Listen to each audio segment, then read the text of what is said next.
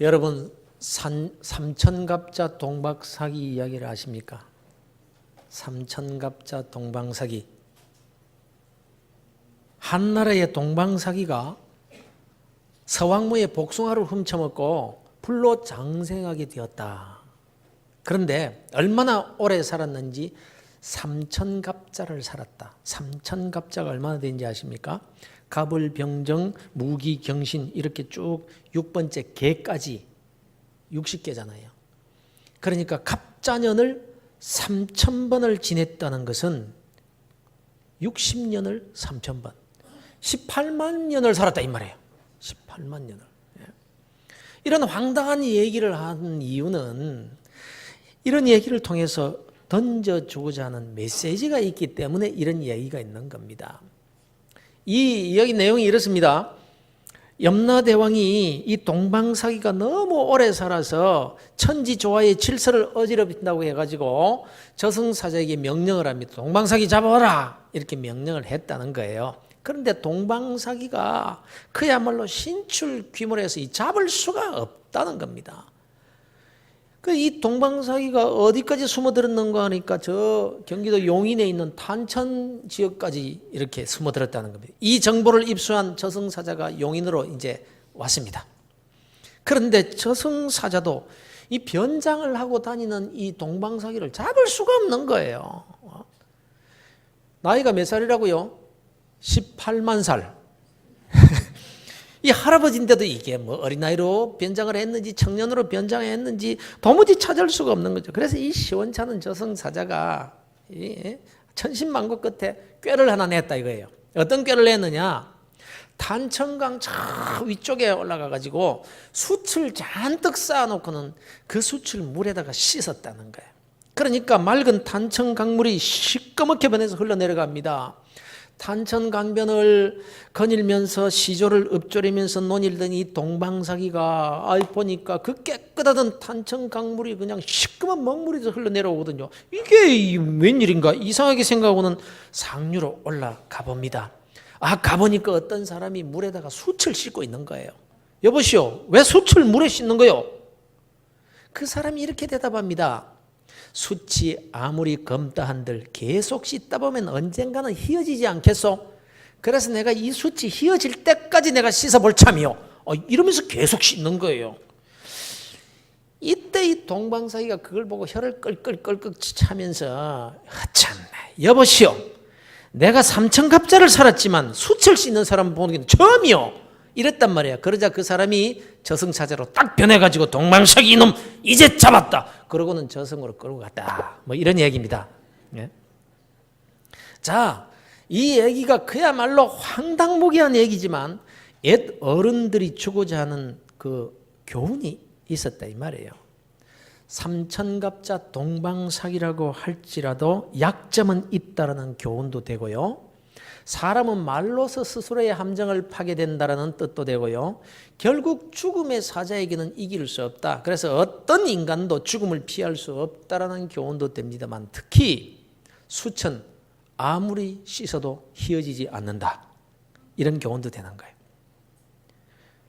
숯은 씻어도 까만 숯이 됩니다. 죄가 그렇습니다. 죄는 씻어도 그대로요. 울어도 애써도 노력해도 그대로이지 씻겨지지가 않는다는 인간의 죄가 배우고 훈련받아도 닦아낼 수가 없고 희게 할 수 없는 것이 인간의 죄입니다. 뻔히 알고 있어요. 죄지으면 안 된다는 것.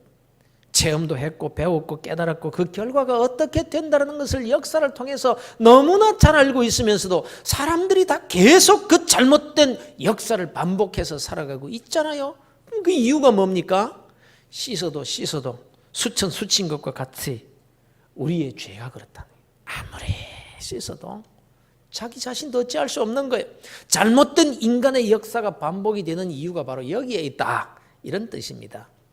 오늘 본문을 통해서 우리는 여전히 반복되는 역사의 진리 속에서 성경이 가르치는 바 이 시대를 우리가 어떻게 살아가야 할 것인가를 교훈받을 수가 있다는 것입니다. 본문 11절에 보면 아주 의미심장한 말씀이 기록되어 있습니다. 그들에게 일어난 이런 일은 그들에게라는 것은 이스라엘 백성들을 말합니다. 그들에게 일어난 이런 일은 본보기가 되고 또한 말세를 만난 우리를 깨우치기 위하여 기록되었느니라. 지난번까지 우리가 읽었던 그 개역 성경에는 저희에게 당한 이런 일이 거울이 되고 또한 말세를 만난 우리에게 경계로 기록하였느니라 이렇게 되어 있습니다. 그래서 거울을 본보기로 바꿨고 경계를 깨우침으로 이렇게 바꿨습니다.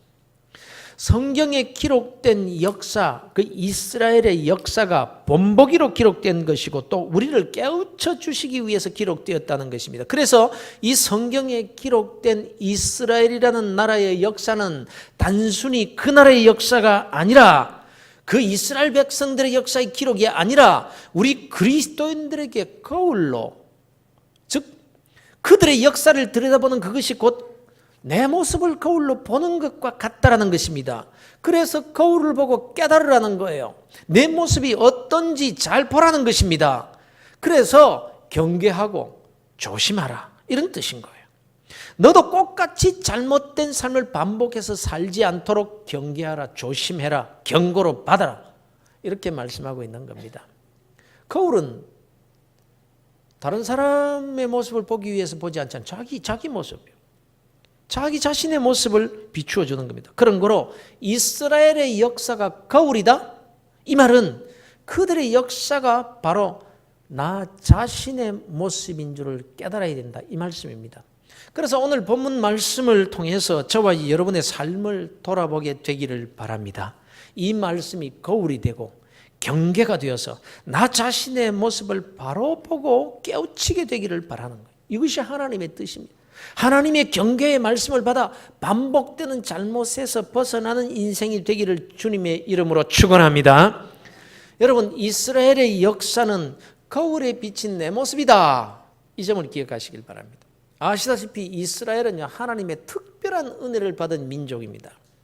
하나님이 이렇게 이스라엘을 택하셔서 선민으로 세워주신 까닭은 그 이스라엘이 살아가는 그 이스라엘의 역사를 통해서 세상 모든 사람들이 하나님은 어떤 분이신지, 어떻게 살아야 되는지, 어떻게 하나님께서 우리에게 은혜와 복을 주시는지, 어떻게 우리가 구원을 받게 되는 것인지 이 점을 우리에게 알려주시기 위해서 기록되어 있다는 것입니다. 그래서 이스라엘이라는 나라는 단순히 저 중동 땅에 있는 이스라엘이 아니라 샘플입니다. 본복입니다.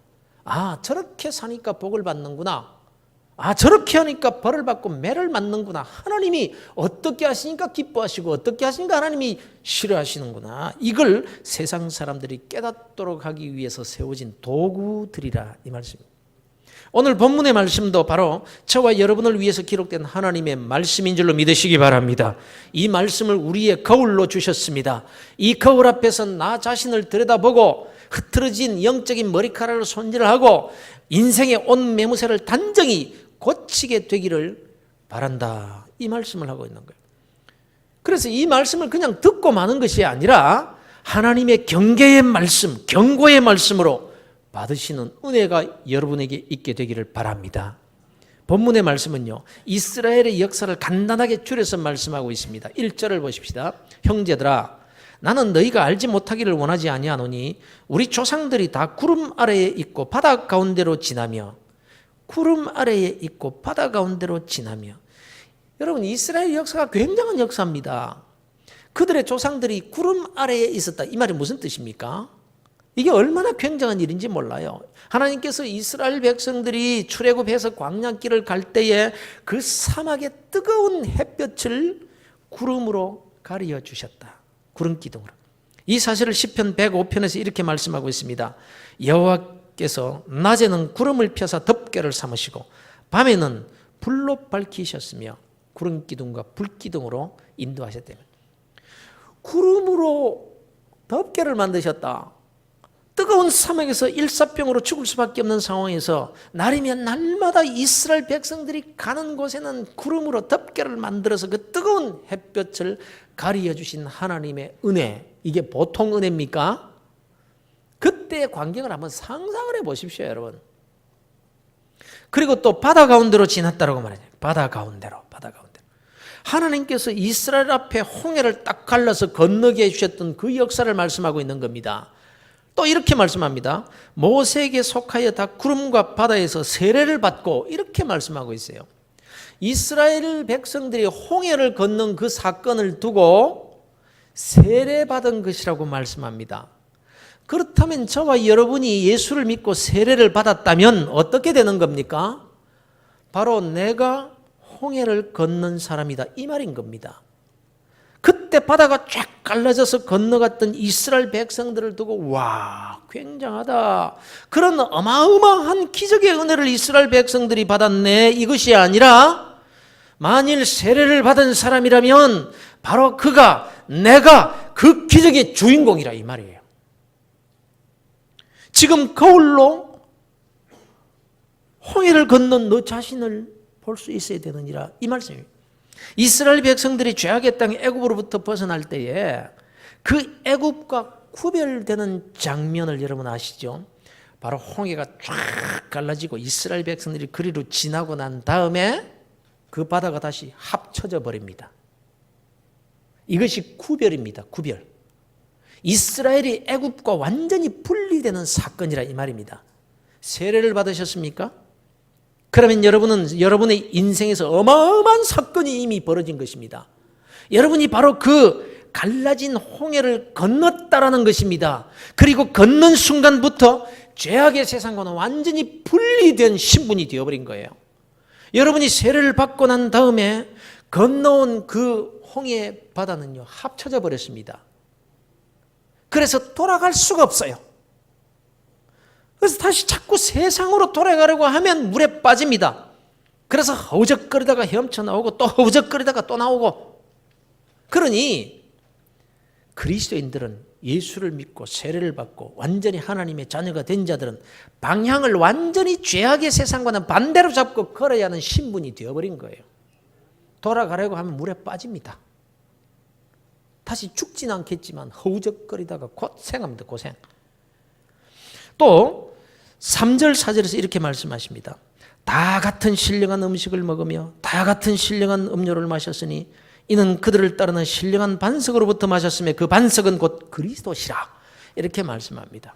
자, 여기에서 신령한 그런 음식이란 만나를 말합니다. 만나, 기적의 떡이죠. 하나님께서 하늘로부터 내려주신 그런 양식을 먹으며 산 사람이 누구냐? 이스라엘 백성들이다. 거울입니다. 거울. 지금 우리를 말하고 있는 겁니다. 우리는요, 그래요. 주님께서 말씀하시기를 내가 생명의 떡이다라고 하셨습니다. 너희가 나를 먹어야 한다라고 말씀하시면서 성찬상을 베푸시고는 자신의 살을 상징하는 떡을 떼어서 제자들에게 나누어 주시면서 이것이 너희를 위하여 주는 내 살인데 너희를 위한 참 양식이니라, 이렇게 말씀합니다. 그래서 예수님은 우리의 양식이 되시기 위해서 베들레헴 떡집, 그 떡집에서 태어나셔서 요람 대신 짐승의 밥그릇에 누이십니다. 나는 밥이다. 나를 너희들 먹어야 사느니라. 이걸 가르쳐 주시기 위해서. 이스라엘 백성들은요, 하늘에서 내려온 신령한 식물 만나를 먹고 산 사람들입니다. 이것은 거울입니다. 지금 내 모습을 비추어주는 거울 말입니다. 예수를 믿습니까? 세례를 받으셨습니까? 그렇다면 나는 바로 이 신령한 음식을 먹고 사는 사람이라, 그 말씀입니다. 그리스도인의 양식은요, 하늘에서 내려온 떡, 바로 예수 그리스도, 그분이 양식인 거예요. 그래서 그 양식을 먹지 않으면 그리스도인으로서의 삶은 죽어요. 아무리 세상 음식 진수성찬을 차려놓고 먹고 살아도 그것으로 살지는 못합니다. 그건 육신의 양식일 뿐인 것입니다. 애굽 사람들, 그 세상의 모든 사람들이 다 먹는 음식입니다. 그러나 그 음식이 그 영혼을 살리지는 못합니다. 그래서 존재 자체가 다른 거예요. 그리고 그들이 마신 그 음료, 그게 뭐냐? 반석으로부터 난 신령한 음료라고 합니다. 이스라엘 백성들이 하나님을 믿지 못하고 무럽다고 원망하며 돌을 들어 모세를 치러 갑니다. 그때 하나님께서 모세에게 이렇게 말씀해, 네 지팡이를 들고 네 옆에 있는 그 호렙산 반석을, 바위를 치라, 이렇게 말씀하십니다. 모세가 지팡이로 반석을 내리치자 그 바위가 쩍 갈라져서 물이 솟아 나옵니다. 이스라엘 백성들이 광야에서 그 물을 마시고 살았다. 그 반석은 곧 그리스도시라. 오늘 본문 말씀 이렇게 말씀합니다. 이스라엘 백성들이 그 반석이 쪼개져서 나온 물을 마시고 살았다. 이것은 거울입니다. 너희들이 어떻게 사는지 알아? 너희들이 뭘 먹고 사는지 알아? 반석이 쪼개져서 나온 그물. 그런데 그 반석은 누구시라? 그리스도시라. 모세의 지팡이에 맞은 반석, 그분이 예수님이십니다. 지팡이에 맞아야 될 사람들이 누굽니까? 하나님을 믿지 못하고 원망하고 죄에 빠진 이스라엘 백성들이 그 지팡이에 맞아야 했습니다. 그런데 하나님은 모세에게 너 저 못된 백성들을 쳐라, 내가 그들을 멸절시키리라 이렇게 하시지 않고 반석을 치라고 하십니다. 그들 대신에 내 아들 예수를 치라. 하나님께서 그렇게 말씀하십니다.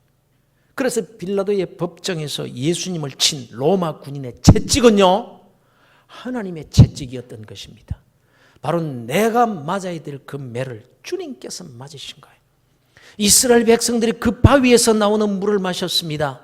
거울입니다. 내 모습을 보여주시는 겁니다. 예수를 믿으십니까? 세례를 받으셨습니까? 우리가 지금 그 물을 마시고 사는 거예요. 예수님이 매맞으시고 쪼개신 그 몸에 나는 보혈의 음료, 그게 물입니까? 피입니까? 우리가 구원받은 것이 바로 그 물, 반석이 쪼개서 흘러나온 예수 그리스도의 보혈의 피 때문에 우리가 구원받은 것이고, 그 은혜로 지금 우리가 이 자리에 나와 앉아 있는 거예요. 이것이 우리의 신분입니다. 이것이 이스라엘의 역사요, 이것이 나의 역사고 참 이스라엘 백성들은 우리가 받은 은혜인 것입니다. 예수 믿는 것이 값싼 은혜입니까? 그저 적당히 하나님께 주신 은혜입니까?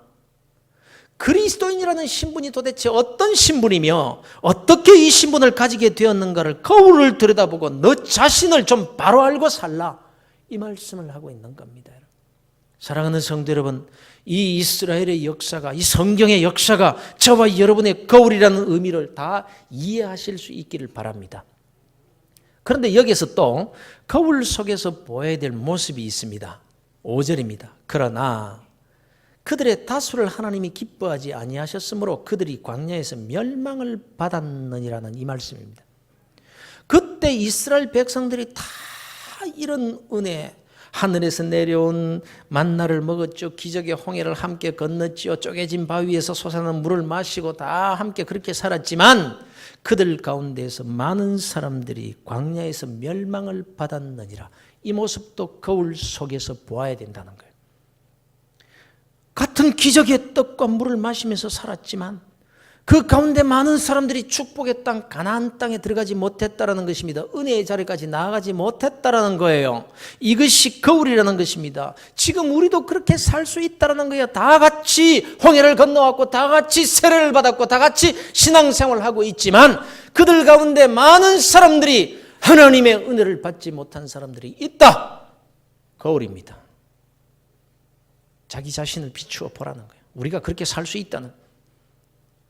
그래서 혹시 우리도 이런 잘못된 역사의 길을 반복해서 걸을까 봐서 하나님께서 오늘 이 시간 저와 여러분에게 경계의 말씀을 주고 계신 겁니다. 이러한 일은 우리의 본보기가 되어 우리로 하여금 그들이 악을 즐겨한 것 같이 즐겨하는 자가 되지 않게 하려 함이라. 그래서 지금 우리에게 이 말씀을 주시는 거예요. 또 이스라엘 백성들은 이런 은혜를 받고 살면서도 우상 숭배했다라고 합니다. 하나님보다 세상을 더 사랑했다는 말이고 하나님의 은혜는 까마득하게 잊어버리고 자기 욕심대로 살았다, 이 뜻입니다. 하나님의 자녀답게 사는 것이 아니라 세상 사람들과 같이 쾌락주의에 빠져서 간음과 음란한 문화에 빠져 살았다는 것입니다. 그래서 그들 중에 어떤 사람들이 음행하다가 하루에 23,000명이 죽었나니 우리는 그들과 같이 음행하지 말자. 여러분, 지금 음란의 문화가 소돔과 고모라보다 더 훨씬 더하지 않습니까? 여러분, 짐승도 하지 않는 동성애가 합법화되고 있습니다. 짐승도 그런 짓 안 해요. 그러나 너희는 그러지 말아라. 너희는 그리스도인이 아니냐, 이 말씀을 하시는 거예요. 주를 시험하지 말라. 그들이 자기 뜻대로 안 된다고 지도자를 원망하는 것이 하나님을 원망하고 시험하는 일이 되어서 불매백에 물려 죽고 땅이 갈라져서 멸망당한 거울에 비춰지는 이 역사를 보고 경계를 삼고 깨우쳐야 하느니라. 그들 가운데 어떤 사람들이 주를 시험하다가 뱀에게 멸망하였나니 우리는 그들과 같이 시험하지 말자. 그들 가운데 어떤 사람들이 원망하다가 멸망시키는 자에게 멸망하였나니 너희는 그들과 같이 원망하지 말라. 그들에게 일어난 이런 일은 본보기가 되고 또한 말세를 만난 우리를 깨우치기 위해서 기록된 거울이니라. 거울이라고 합니다, 여러분. 이것이 우리에게 주신 하나님의 경계라고 말씀하십니다. 너희들은 이런 역사를 반복하지 말라고 말씀하는 거예요. 그럼에도 불구하고 인생은 변함없이 이 잘못된 역사를 반복하며 살아가면서 이를 심각하게 생각하지도 못하고 그렇게 살아가고 있습니다. 그저 그렇게 살아도 되는 것처럼 생각하고 다들 그렇게 사니까 나도 그렇게 살고 그러다 보니 축복의 땅, 은혜의 땅, 가나안 땅은 밟아보지도 못하고 인생을 마치는 사람들이 대부분이라는 겁니다.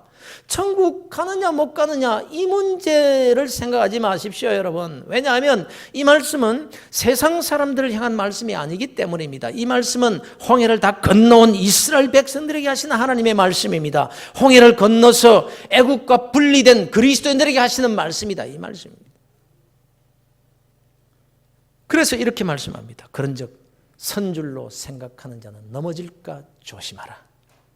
우리가 예수를 믿지만 나도 시험에 들 수 있다는 점을 늘 기억하고 살아야 된다, 이 말씀입니다. 이 말씀은 내게 주신 거울이요, 내게 주신 하나님의 말씀인 거예요. 그래서 항상 나도 시험에 들 수 있다, 이 겸손한 마음을 가지고 살아야 됩니다, 여러분.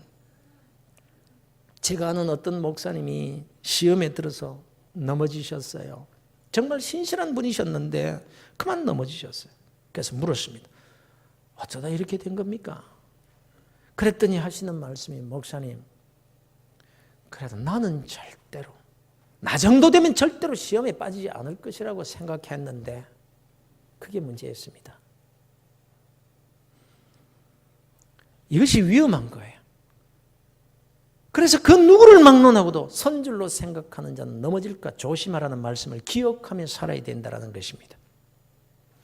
자, 그러면 여러분, 오늘 이 거울을 들여다보니까 어떻습니까? 반복되어 온 이스라엘의 역사, 그게 잘못된 그 역사가 바로 나 자신을 말하는 것인데, 하나님의 은혜를 받았던 저 이스라엘 백성들의 역사가 바로 거울 속에 나타난 내 삶의 역사라는 이 사실 앞에서 여러분 절망스럽지 않습니까? 이스라엘 백성들이 광야에서 그랬듯이 나도 감사하며 살기를 원하지만 원망이 먼저 나옵니다. 아내에게, 남편에게 감사한 마음이 분명히 있습니다. 한평생 시집와서 고생하며 남편 뒷바라지, 아이들 뒷바라지에 온 아내를 늘 업고 다니며 감사해도 부족한 줄 압니다. 그런데 왜 내 입에서 나오는 말은 감사의 말 대신 작은 불만 때문에 핀잔을 주고 신경질부터 내고 왜 불평하게 되는 걸까요? 아내와 자식, 집안 식구 먹여 살린다고 아침부터 저녁까지 나가서 이리 뛰고 저리 뛰며 자존심 다 내려놓고 어떤 때는 비굴하게 굽실거리면서 직장생활하다가 파김치가 되어 집에 들어와서조차 아내 눈치 봐야 하는 그 남편이 안쓰럽고 위로의 말을 해줘야 된다고 생각은 하면서도 왜 잔소리만 늘어놓게 될까요? 다른 집과 다른 남편과 비교하면서 원망과 불평, 불만으로 처진 남편 어깨에 더 무거운 짐을 지게 만들고 왜 더 자신감을 잃어버리게 만들고 있는 걸까요? 그러면 안 되는 줄 알면서, 사랑하면서도. 이것이 우리의 절망적인 있는 그대로의 모습인 거예요. 그러나 하나님께서 우리에게 이런 거울을 보여주시는 것은, 경계의 메시지를 주시는 것은 절망하도록 하기 위해서가 아닙니다. 과거의 역사가 그러니 너희들도 어쩔 수 없다는 것을 가르쳐 주시기 위한 게 아닌 거예요. 그래서 우리가 13절을 함께 읽으시겠습니다.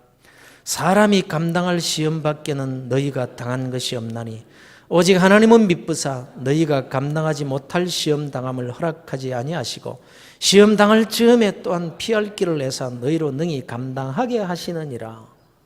무슨 말입니까? 나는 어쩔 수 없어요. 시험에 들 수밖에 없고 거울에 나타난 그대로 저들과 같이 불순종하며 살 수밖에 없어요. 그러나 하나님이 계시지 않느냐? 하나님을 의지하라는 거예요. 내 힘으로는 안 됩니다. 마음은 원이라도 육신이 약합니다. 그러나 이 모든 시험을 이길 수 있는 길은 내 힘과 내 능력과 내 결심과 내 의지로 되는 것이 아니라 하나님의 은혜로 이 모든 시험을 감당하고 이기게 해주시는 바로 그 하나님의 능력으로는 될 수 있다는 것입니다. 할렐루야. 그래서 우리에게 소망이 있는 거예요. 우리가 뭐 예수 믿고 깨끗하게 의롭게 되어서 소망이 있는 것이 아니라 여전히 우리가 그렇게 살 수밖에 없는 존재지만 우리에게는 하나님이 계시기 때문에. 그 하나님이 나를 어떻게 사랑하셨습니까? 내가 맞아야 될 그 채찍을 독생자 예수 그리스도 자기 아들을 향해서 내려치셨던 그 하나님이 바로 우리의 하나님이시기 때문에 그렇습니다. 그래서 사랑하는 성도 여러분, 기도하시기를 바랍니다. 성령의 도우심을 요청하시기를 바랍니다. 언제나 말씀 앞에 겸손하시기를 바랍니다. 우리의 양식은 하나님의 입에서 나오는 말씀이기 때문에 그렇습니다. 그 말씀이 곧 우리의 왕이신 예수 그리스도,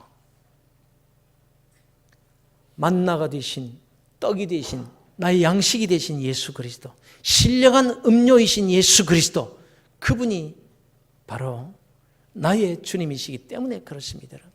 우리는 특별한 사람들이 아닙니다.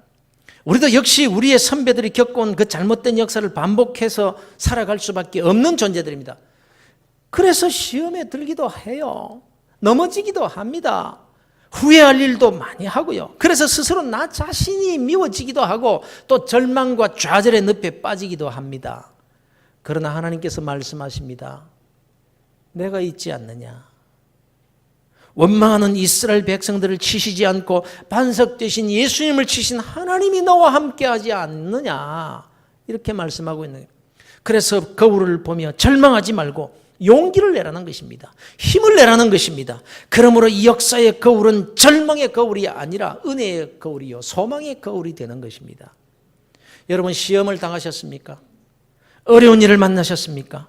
원치 않는 일을 만나서 절망과 좌절에 빠지셨습니까? 자신을 원망하지 마시길 바랍니다. 포기하지 마시길 바랍니다. 스스로 낙심해서 힘을 잃지 마시길 바랍니다. 다른 사람 원망할 것도 없습니다, 여러분. 왜냐하면 하나님이 계시기 때문입니다. 우리의 실수로 시험을 당하고 실패할지라도 하나님은 감당하지 못할 시험당함을 허락하지 아니하신다고 말씀합니다.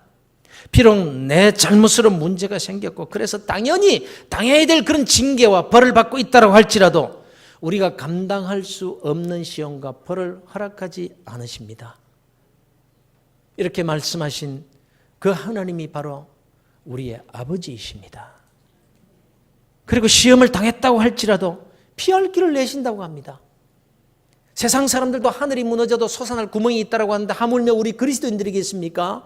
사방이 다 막혀도 길을 내시는 하나님이신 줄로 믿으시기를 바랍니다. 하나님은 전능자이십니다. 창조주이십니다. 없는 것을 있게 만드시고 불가능을 가능케 하시는 하나님이십니다. 오늘 저와 여러분에게 거울을 보여주시고 경계의 말씀을 주신 우리 하나님은 아버지이십니다. 그러니 여러분 우리 모두 은혜의 거울 앞에 용감하게 서시기를 바랍니다. 그 거울에 비춰진 나의 모습은 형편없는 모습입니다. 그러나 그 모습 뒤에 오버랩되어서 서 계신 그 예수님의 모습을 볼 수 있기를 바랍니다. 내가 약할 그때가 곧 강함이라. 이는 그리스도의 능력이 내게 머물기 때문이라.